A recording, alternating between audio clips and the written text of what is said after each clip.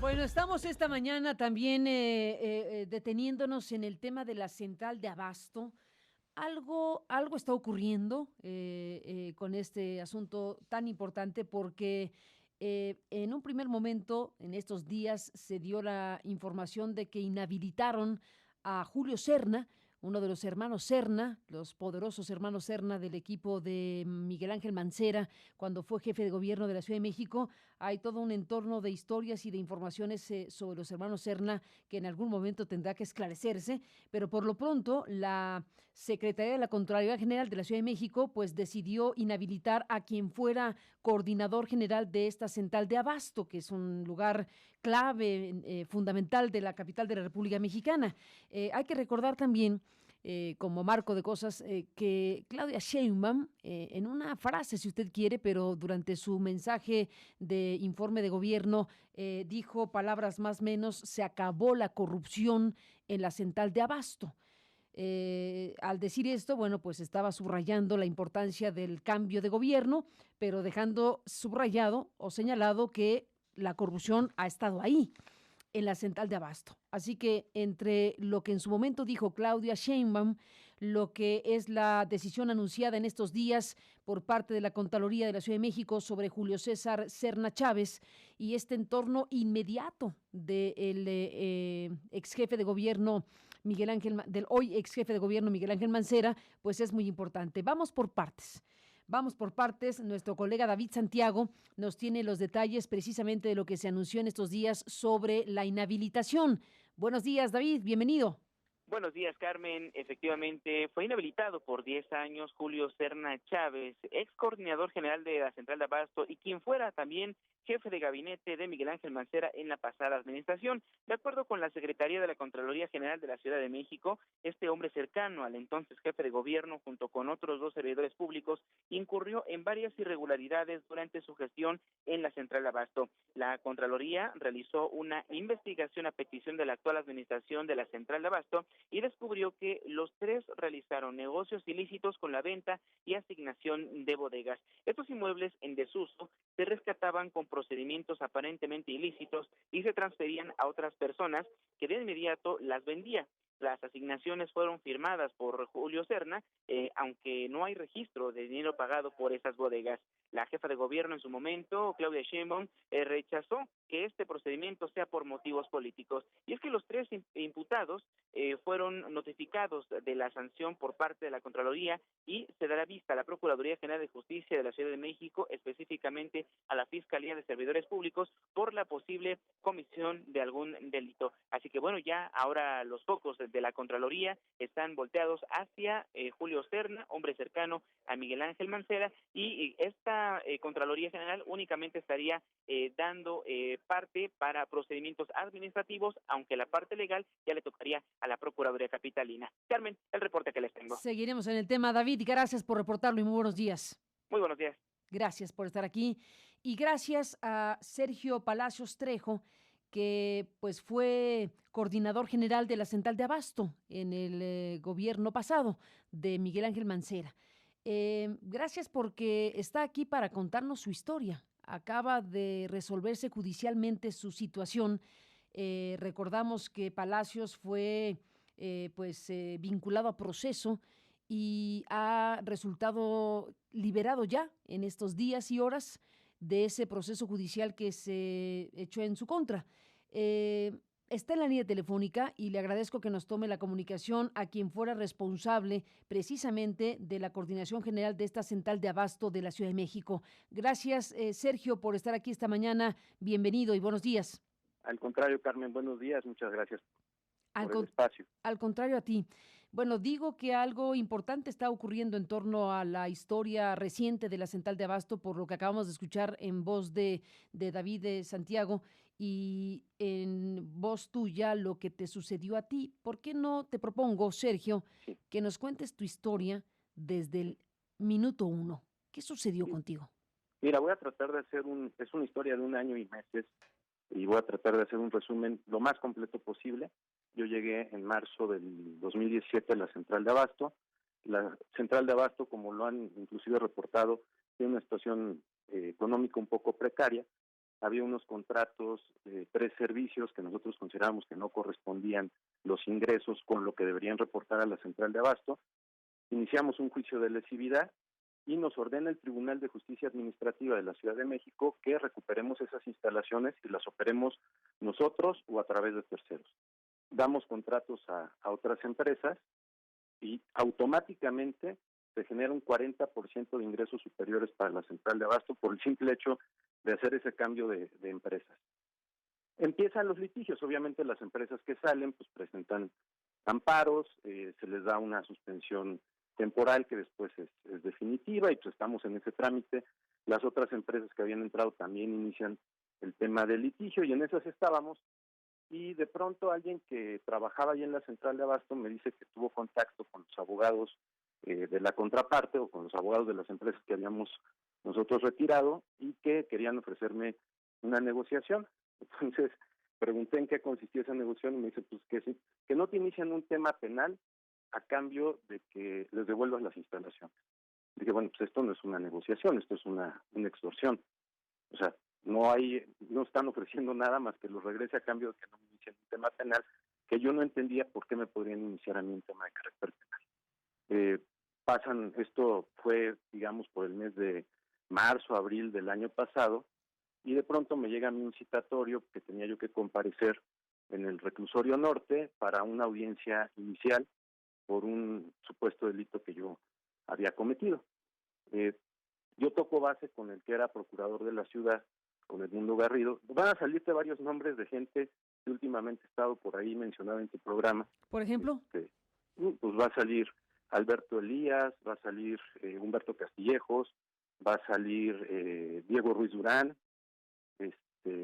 entre otros. Bueno, Felipe Muñoz, tuve una experiencia muy desagradable en el despacho de Felipe Muñoz. O sea, es una historia que tiene muchas anécdotas con diversos personajes que a últimas fechas pues han estado muy mencionados. Ahora nos vas contando. Van saliendo sobre la historia. Sí. Yo toco base con el procurador de la ciudad y él me canaliza con quien era o es, lo desconozco, el director general de amparos de la PGR, para que le platicara el asunto, y esta persona me dice que pues, se le hace muy raro que él no tuviera conocimiento de mi asunto porque son asuntos de cierta relevancia, porque son servidores públicos de la ciudad de determinado nivel. Revisa y me dice, oye, yo creo que tu asunto viene marcado. Le digo, ¿cómo que marcado? Viene, o sea, si no pasó por mis manos, es que pues viene de arriba, por decirlo de alguna manera, ¿no? ¿Y qué era arriba, Sergio? Yo me imagino que la Procuraduría, bueno, yo fui descubriendo que... ¿La Procuraduría General de la República? General de la República. ¿Con Alberto Elías Beltrán al frente? Sí, pero en particular, ¿sabes qué? Felipe Muñoz, más que Alberto Elías, aunque después también tuve contacto con Alberto Elías. Le digo, o sea, yo en ese desconocimiento total, porque nunca he estado involucrado en asuntos de esas características, le digo que si me sugiere que yo consiga un abogado, un despacho, me dice que él se comunica conmigo, después me habla y me dice, oye, no, ve con el de oficio, si algo se ha invertido en el nuevo sistema de justicia penal, pues es en los jueces y en los abogados de oficio, es un asunto como... ¿Quién te propuso esto, Sergio? ¿Mandé? ¿Quién te propuso exactamente entonces que fueras? El que era director general, o es, no sé, en lo que era la PGR, él fue el que me sugirió esto, ¿no? ¿El que te dijo esto viene de arriba? Sí, él me dijo esto viene de arriba. Y te sugiero él me sugirió que fuera yo con un abogado de oficio, que están muy experimentados, que están muy capacitados en el nuevo sistema de justicia, que este tipo de asuntos atienden cientos y cientos, entonces pues que era de trámite meramente, ¿no? Pero tan confiado iba yo que ese día ni siquiera en mi casa comenté nada porque pues dije, ¿para qué los preocupo de un asunto que no va a tener mayor relevancia? Me presento con el abogado de oficio y ahí viene mi primer sorpresa porque esta persona no tenía mucho conocimiento de mi asunto, ¿no? Entonces ahí te empieza ya la preocupación, entramos a la audiencia y ahí es donde me entero porque aparte nunca tuve acceso a la carpeta de investigación, o sea, se judicializó en automático. Y ahí es donde me entero que me acusaban de que yo había violado la suspensión que había dado el juez administrativo a las empresas que nosotros habíamos sacado. Y el representante o el abogado de las empresas pues es el despacho de Diego Ruiz Durán. Se desarrolla la audiencia, el juez también, como otro personaje que está en toda esta historia, es el mismo juez que lleva el asunto de Duarte, Marco Antonio Fuerte Tapia. Se da la audiencia más o menos como me había dicho el abogado de oficio que se iba a dar, y lo que fue para mí pues totalmente sorprendente, piden 2 medidas cautelares. Una, que se me separara de mi cargo público con el pretexto de que yo podía intervenir en la investigación o involucrarme en el expediente administrativo. Entonces, pues es algo absurdo porque ese expediente está con un juez administrativo. Yo no tenía posibilidad de manipular ni de hacer nada. Y piden que vaya yo a firmar cada 8 días al reclusorio. Para mi gran sorpresa, el juez les concede la suspensión del cargo público y muy generosamente dice que no vaya yo cada 8 días, sino que vaya cada 15 días a firmar al reclusorio. Evidentemente, saliendo de ahí, pues lo primero que hago es, bueno, avisar en mi casa que iba a salir por ahí una noticia de un reportero del Reforma y comunicarme con el que estaba como jefe de gobierno, que creo que estaba todavía encargado de despacho, el doctor Amieva, y pues conseguir a alguien que me defendiera. Y de ahí viene toda la historia que venimos nosotros luchando desde el 2 de mayo del año pasado hasta que concluyó el pasado martes, una historia totalmente absurda, porque de lo que me acusaban era de que yo había incumplido una suspensión de un juez que les habían concedido a estas empresas, ¿no? Lo cual era totalmente falso. Sé que ya lo dijiste, Sergio Palacios Trejo, sé que ya lo dijiste, pero perdóname que te pida que vuelvas a especificar cuál fue la acción tuya como coordinador general de la Central de Abasto. ¿Qué fue lo que hiciste en relación a estas empresas? Sé que fue lo que dijiste al principio, pero para quien esté empezando a oír la conversación y empiece a oír estos nombres y de por qué tendrían que estar involucrados estos personajes que acabas de mencionar, vale la pena regresar, perdóname que te lo vuelvo a pedir. ¿Qué fue exactamente lo que hiciste con estas empresas que estaban haciendo qué en la Central de Abasto? Nosotros promovimos un juicio de lesividad porque los contratos que ellas tenían nos parecían que afectaban los ingresos de la Central de Abasto. Y como te mencionaba, el simple cambio de empresas implicó un 40% de ingresos superiores para la Central de Abasto contra lo que estas empresas reportaban por concepto de esos contratos. Entonces, pues ¿qué es lo que hacían las empresas? Perdóname. ¿Qué es lo que hacían las empresas en la Central de Abasto? Cobrar el peaje de entrada a la Central de Abasto, los estacionamientos aéreos que les llaman y los baños de la Central de Abasto. Cobrar peaje, estacionamientos y baños. ¿Y eso representa mucho dinero? Yo te diría que es de los ingresos más importantes que tiene la Central de Abasto en sus finanzas. ¿Más o menos?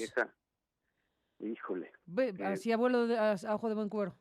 Mira, yo, si no me equivoco, a reserva de verificarlo, pero yo me acuerdo que los contratos que había reportaban alrededor de 7 millones de pesos mensuales y nosotros los incrementamos a 11 o 12 millones, más o menos. O sea, ese fue el incremento que logramos nosotros con el cambio de las empresas. ¿A favor de la Central de Abasto? A favor de la Central de Abasto, sí. Entonces, digamos que las empresas relacionadas con esto, tú como coordinador de la Central de Abasto, ¿decidiste modificar los contratos o quitarle los contratos? No, por eso iniciamos el juicio de lesividad y entonces nos ordena el Tribunal de Justicia Administrativa que como una medida que nos ordena es retirar esas empresas y operarlos nosotros. O sea, se da cuenta que hay una lesividad para los ingresos de la Central de Abasto y nos ordena que quitemos esas empresas y que operemos nosotros o a través de terceros. Ahí es donde te digo que empieza todo el litigio que yo sabía, o sea, era obvio que las empresas que salieran pues se iban a defender y se iba a desatar todo el tema jurídico. Nunca pensé yo que iba a derivar en un tema de carácter penal en mi contra. Estas empresas, bueno, le daban a la Central de Abasto algo así, como 7 millones de pesos. Cuando tú decides como coordinador de la Central de Abasto hacer lo que estás explicando, entonces la Central de Abasto recibe entre 11 y 12 millones al mes. Más o menos. Más o menos. El incremento de un 40% se incrementó a comparación de los contratos anteriores. Ahora, a ti te abren este proceso porque te afirman que hubo una suspensión de un juez y tú afirmas que eso no ocurrió. O sea, sí les otorgan una suspensión. Sí. Y nosotros, es algo que tú como servidor, yo estuve 23 años en el servicio público de manera ininterrumpida, pues algo que tú sabes que cuando un juez te ordena algo, pues hay que cumplirlo. Se da esta suspensión, pero para que tú llegues a un tema en donde incumplas una suspensión, hay una serie de pasos que tienen que suceder Y en este caso, bueno, pues yo le di instrucciones al jurídico que notificara de la suspensión a las empresas que habían entrado, en fin, cuando se va desarrollando todo el juicio, nosotros vamos confirmándole al juez de control que en ningún momento yo incumplí esa suspensión. E inclusive el juez administrativo que dicta la suspensión le dice al Ministerio Público que me acusa textualmente en un documento que él nunca le dio vista para que me denunciara. O sea, de ese tamaño es el asunto, ¿no? Yo te digo, a partir de que me llevo esta sorpresa, contacto a un despacho para que ya me representara y empezamos toda la batalla jurídica. Querían ellos, por ejemplo, que hubiera 6 meses de investigación complementaria cuando era ilógico, o sea, era tan sencillo para el juez determinar, pues era un incumplimiento, no había mucho que debatir, ¿no? ¿Cumpliste o no cumpliste con la suspensión definitiva que fue otorgada por el juez administrativo? Entonces, viene todo el litigio, llegamos a la audiencia intermedia. En la audiencia intermedia, mira, número uno, mi abogado pide que se desconozca como víctimas a las empresas, porque el delito que supuestamente yo había cometido es un delito contra el Estado, no contra un particular, el incumplimiento de una suspensión. El juez dice, pues ya han venido a tantas audiencias que tú ya les reconociste el carácter de víctima, pues nosotros no teníamos por qué reconocer o no el carácter de víctima. Luego demostramos en el nuevo sistema de justicia penal un elemento fundamental, el único elemento escrito que hay, porque todo es oral, es la acusación que tiene que presentar el Ministerio Público. Pues el Ministerio Público presentó la acusación y por error de él le faltaban las hojas donde venía precisamente la acusación. Entonces esto lo hace ver mi abogado y el juez le dice que pues permíteme tantito, entramos un receso, revisa y dice, bueno, pero ya sabemos de qué se le acusa. Otro hecho fundamental, fue el escrito que le presenta y que exhibe mi abogado, en donde le dice al juez que el Ministerio Público, que el juez administrativo le dice al Ministerio Público que nunca pidió que iniciaran en mi contra, ¿no? Que nunca incumplí la suspensión y que nunca le pidieron que iniciara el procedimiento en mi contra. Entonces, con todos estos elementos, nosotros pensábamos que en la audiencia intermedia, pues el juez no me iba a vincular a proceso y no obstante esto, y que nos da la razón, y aparte está ahí el audio y el video de la audiencia, el juez determina si vincularme a proceso. Tú, Sergio Palacios, atribuyes la manera en que se llevan a cabo las cosas en este proceso judicial, del cual, bueno, ya quedaste exonerado en esta semana, si no me equivoco, al 100%. Sí, gané un amparo contra la autovinculación a proceso y esta semana, el martes, tuvimos una audiencia en donde, es lo sorprendente de la justicia y el abuso que tiene el Poder Judicial, que tuvo la Procuraduría. El juez de amparo le dice al juez penal que no tenía un solo elemento para haberme iniciado, que para llegar a que te inicien por el incumplimiento de una suspensión, pues tiene que haber una determinación del juez que dicta la suspensión en donde le da vista al Ministerio Público, y esto nunca ocurrió porque nunca incumplí, ¿no? Que ese es nuestro argumento de origen y con el que nos estuvimos defendiendo y que el juez penal siempre desestimó. Ahora, tú dices, Sergio Palacios, ex coordinador de la Central de Abasto en la Ciudad de México, que aquí hay nombres y apellidos muy poderosos que, bueno, aquí se han mencionado en estos últimos días a raíz de una entrevista que sostuvo nuestro colega Marcos Martínez Chacón con Santiago Nieto, donde se hablaron de varios nombres que también aparecen aquí por esta circunstancia de la Central de Abasto. ¿Está relacionando una cosa con otra? ¿Está relacionando un tipo de entramado de poder que podía influir de esta forma en los procesos judiciales? ¿O qué es lo que quieres decir? Sí, exactamente. Lo último que tú dices, o sea, yo identifico que había personas en la administración anterior muy poderosas y que podían tener una influencia muy importante sobre el Poder Judicial. Eso es básicamente lo que sobre la Procuraduría. En este caso muy específico, yo te comentaba que el despacho que representa a las personas que a mí me denuncian es el de Diego Ruiz Durán.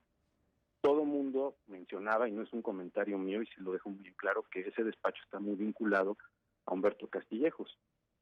El ex consejero jurídico de Peña Nieto. El consejero jurídico de Peña Nieto. Y mira, pues hay datos, o sea, aquí no hay casualidades, simplemente tú revisa la dirección del despacho en donde matan al papá de Castillejos y revisa dónde está el despacho de Diego Ruiz, o sea, que es una gran coincidencia que estén en la misma instalación, ¿no? Que sea el mismo lugar, y eso evidentemente te habla de que hay un vínculo. Ahora, de lo que lo acusa Santiago Nieto, yo no tengo la más remota idea, ni tengo por qué hacer ninguna afirmación en ese sentido. Que yo sí me di cuenta cómo ellos podían manipular a la Procuraduría y a los jueces pues con estas cosas que te platico. Mira, te platico otra cosa. Un día mi abogado me dice que tenemos una cita con Felipe Muñoz, ahí en la Procuraduría. El subprocurador de la El PGR que procurador. salió recientemente de la Fiscalía. Sí, que a mí me sorprendió mucho que durara tantos meses ahora en la Fiscalía, ¿no? Porque es un personaje que también está claramente comprobado que era una persona cercana a Castillejos e impuesto por Castillejos en la Procuraduría. En esa situación que vamos a visitarlo, pues tuvo un comportamiento también conmigo muy agresivo, en donde me decía, pues ya arréglense, yo qué gano con este asunto. O sea, ¿pero qué quiere que nos arreglemos? Pues desístete de la denuncia, del juicio de lesividad, y ellos te otorgan el perdón en el tema penal. O sea, la misma negociación que meses antes se me había propuesto era lo que ellos querían, o sea, que yo echara para atrás el juicio de lesividad y que a cambio de eso pues me quitaran a mí el tema penal. Yo sabía que este asunto se iba a resolver favorablemente para mí porque no había elementos, y entonces pues lo único que tuve que hacer yo fue pues acopio de paciencia personal y de la familia para poder llegar hasta el final, pero sin tener que doblar la cabeza ni agachar ni las manos, ¿no? O sea, defendiéndote, pero siempre con la frente muy bien. ¿Qué piensas hacer, Sergio Palacios, una vez que quedaste exonerado totalmente esta semana? Mira, yo voy a dejar todo esto ya en manos de mis abogados porque ha sido un desgaste emocional, un desgaste familiar con los amigos. Ha sido una situación muy, muy compleja. Yo nunca había estado acostumbrado a tener que estar metido en este tipo de situaciones, menos por una injusticia tan grande. Y pues ya mis abogados decirán, evidentemente hay un daño moral, es clarísimo, por la afectación que tiene tu nombre.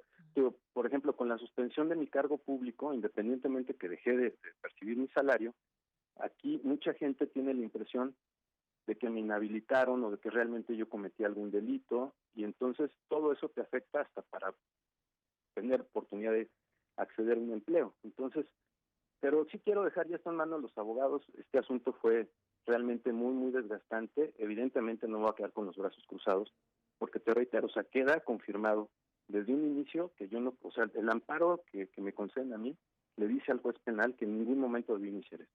O sea, que desde la audiencia inicial lo tenía que haber desechado. Entonces, imagínate, año y medio después te vienen a decir esto, pues realmente es una situación muy, muy fuerte, una situación que te afecta demasiado. Sin duda, pues Sergio Palacios Trejo, te aprecio mucho que estés aquí esta mañana para contar esta historia que te ha tocado vivir, que involucra, bueno, tu situación personal y profesional y que involucra pues un entramado de cosas de las cuales hemos estado hablando y ahora lo hacemos en tu caso. Gracias por estar aquí esta mañana y seguiremos en Sí, contacto. Muy buenos me días. regalas un segundito nada más para una Adelante. reflexión, Carmen. Venga. Yo le decía al juez, me dio oportunidad el juez en la audiencia esta que tuve de tomar la palabra, y mira, el año pasado en las elecciones el presidente López Obrador ganó con 30 millones de votos. Él tenía 15 millones de voto duro, pero yo te aseguro que un porcentaje muy importante de los otros 15 millones de votos se dan de la gente que está harta de lo que pasaba en el Poder Judicial y en la extinta Procuraduría, porque la situación como la mía, pues afortunadamente yo estoy ahorita aquí en los medios, tuve el respaldo familiar, etcétera, etcétera, tuve los abogados, pero hay mucha gente que está dentro o que tiene un familiar adentro por este tipo de circunstancias. Yo le decía al juez que ojalá, porque es un juez muy joven el que le tocó dictar ya el sobreseimiento de mi asunto, que ojalá forme parte de una nueva generación de jueces, porque el país ya no puede soportar que este sistema de justicia y esta Procuraduría, ahora Fiscalía, sigan haciendo a gente inocente que los conviertan en delincuentes. Digo, yo afortunadamente todo mi proceso fue afuera, con la molestia de ir a firmar, con los señalamientos públicos, con la impresión que puede tener mucha gente sobre mi persona, pero estuve afuera y tuve una defensa y tengo ahorita la posibilidad de platicar contigo. Pero hay mucha gente allá adentro, o gente que tiene familiares allá adentro, que no tuvo esta misma posibilidad. Sergio Palacios Trejo, gracias por estar aquí para contarlo y muy buenos días. Te lo aprecio, Carmen. Buenos días y hasta la próxima.